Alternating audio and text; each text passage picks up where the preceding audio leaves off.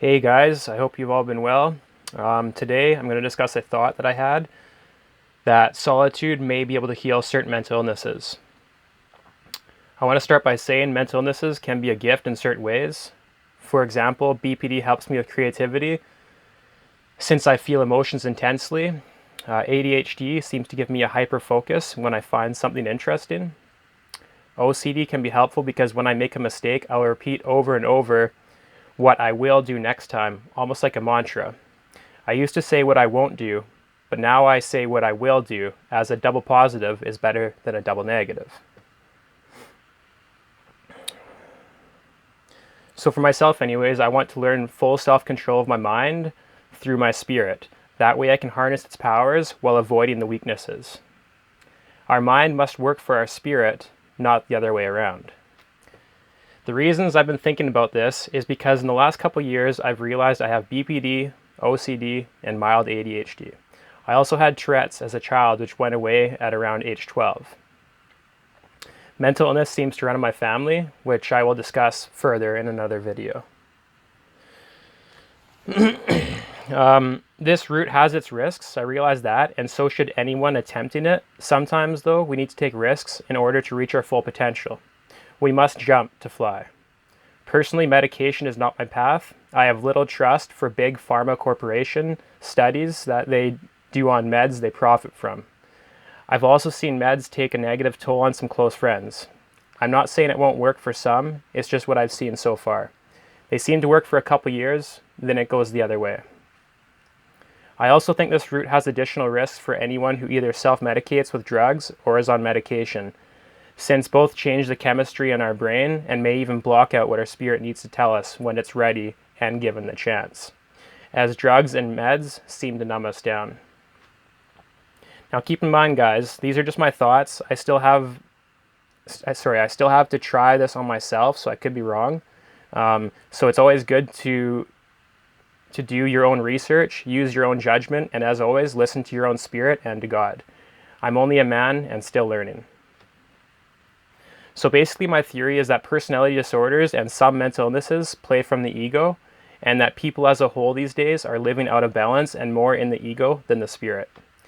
I believe that solitude has the ability to strengthen our spirit, which may be able to put things back in balance.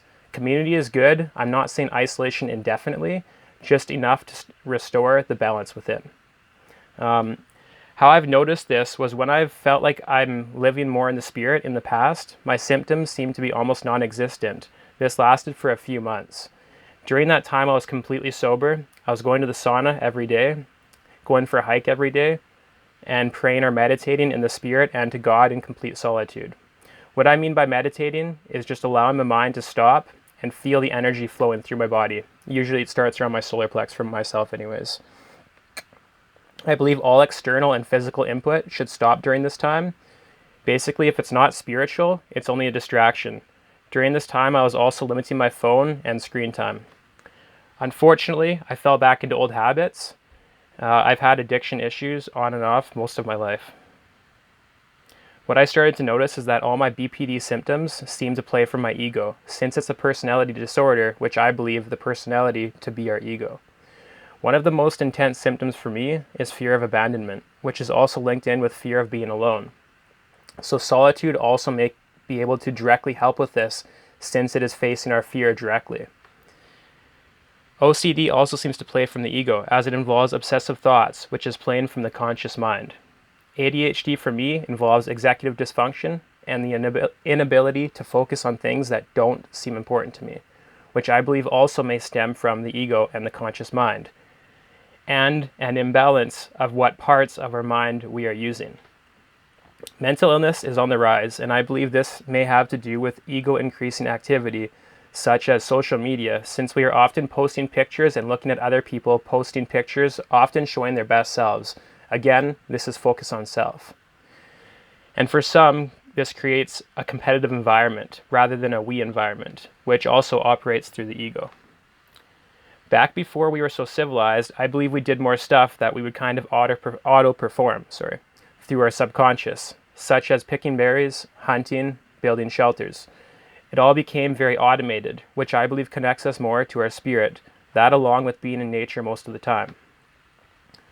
That's how it used to be. Now things are different. So, yeah, so, sorry, where am I going with this? Lost my where I was there. I think these days we operate too much in our ego because of how life has become. We don't get in those flow states nearly as much, which I think is crucial for some people. I believe this is where my unstable sense of self comes from. I just feel like I don't fit in anywhere in the world, and all normal jobs seem to be almost like a waste of time to me. I think it's that I know it's not my spiritual purpose. It's so hard to escape the trap of just trying to survive and doing something that isn't our passion to do so.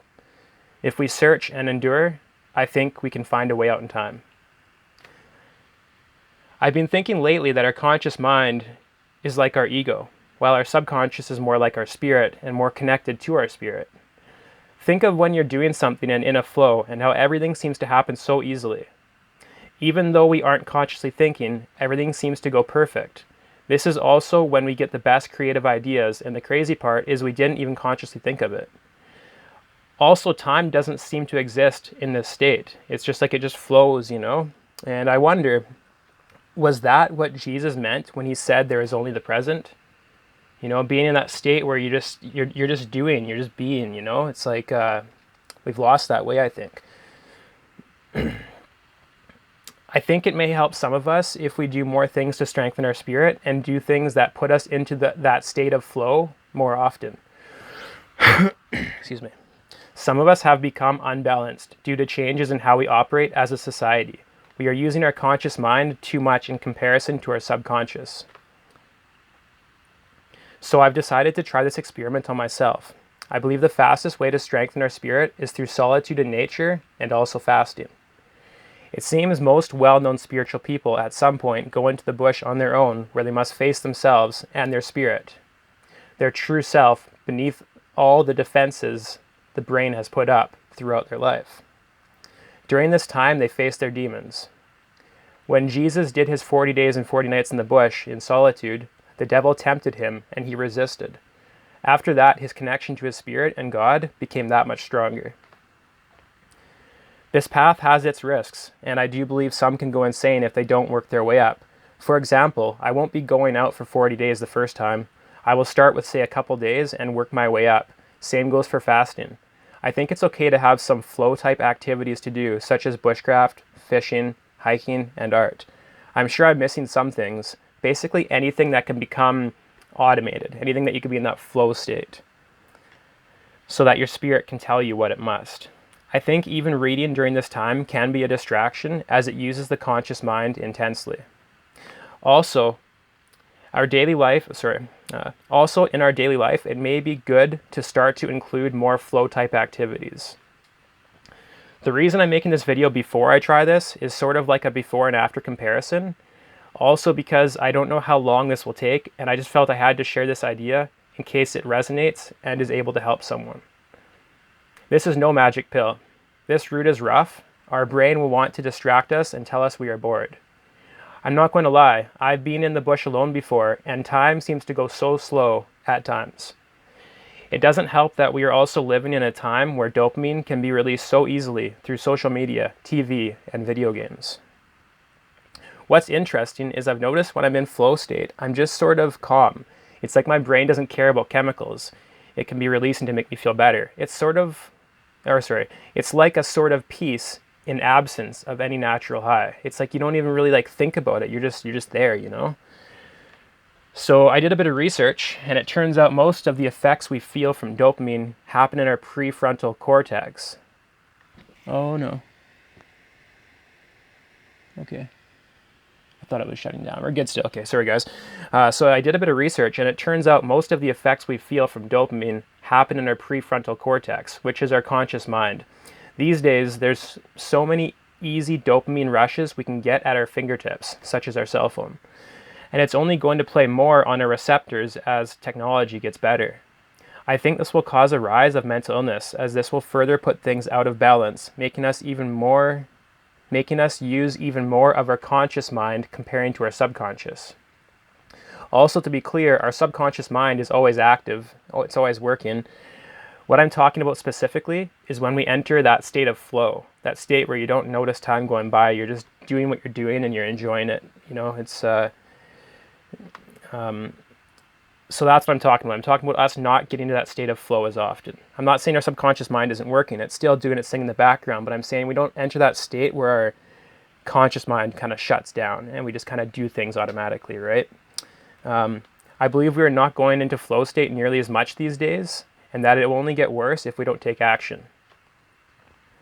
When I first thought of this theory, I thought that we need to completely lose our ego to heal our mental illness. But now I think it's more that things are just out of balance. We live in our ego too much comparing to our spirit, or we live too much in our conscious mind compared to our subconscious mind. I think if we find that balance again, things can improve. That's not to say living fully in our spirit wouldn't be better. I just can't say yet until I learn more through experience. I'm sure I'll have more to add on this subject in time. For now, though, this is all I have. I want to thank all my subscribers that have stuck around. I know I've been slow to make videos, and I am sorry about that. You guys and your comments really do help fuel me to see this through. Once I get through this, I do plan to make content more regularly. To anyone out there struggling with mental illness, drug addiction, and/or life, stay strong, guys. Remember, we are like swords, forged in fire to become our sharpest, strongest selves. If we endure, there is peace and resilience on the other side of that suffering. We have answers within, we just must look. The mirror becomes clear in solitude. God bless, guys. We'll get through this. And also, guys, I just want to say really quickly here, I know I'm a little bit kind of like, I might lose track and lose my words and stuff like that, and just getting used to talking in front of a camera isn't so easy. So to everyone that stuck it through to the end, thanks, guys, and thanks for being patient. I'm going to hopefully get better at this over time. But yeah, I hope you guys all have a good one. All right, I'm out. See ya.